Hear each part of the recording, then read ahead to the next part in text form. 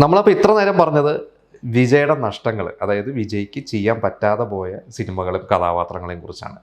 ഇനി ഇതുപോലെ വേറെ പല നടന്മാരെയും മനസ്സിൽ കരുതി സംവിധായകർ ഒരുക്കിയ ചില സിനിമകൾ അവർക്ക് ചെയ്യാൻ പറ്റാതെ വന്ന് അത് വിജയിലേക്ക് എത്തി വിജയുടെ കരിയറിൽ വളരെയധികം ഗുണം ചെയ്ത കുറച്ച് സിനിമകളുണ്ട്.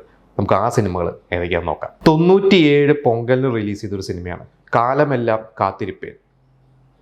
ആ സിനിമ ശരിക്ക് അന്നത്തെ ഒരു സ്റ്റാറായിരുന്ന മുരളി, അദ്ദേഹം മരിച്ചുപോയി. നമുക്കറിയാം, ഇപ്പോൾ യുവതലമുറയ്ക്ക് അദ്ദേഹത്തെ പരിചയം അഥർവ മുരളിയുടെ അച്ഛനായിട്ടാണ്. മുരളിയെ മനസ്സിൽ കരുതി സംവിധായകൻ പ്ലാൻ ചെയ്ത സിനിമയായിരുന്നു. പക്ഷെ അന്ന് മുരളിയുടെ ഡേറ്റ് കിട്ടിയില്ല. അങ്ങനെ അത് വിജയിലേക്ക് എത്തി.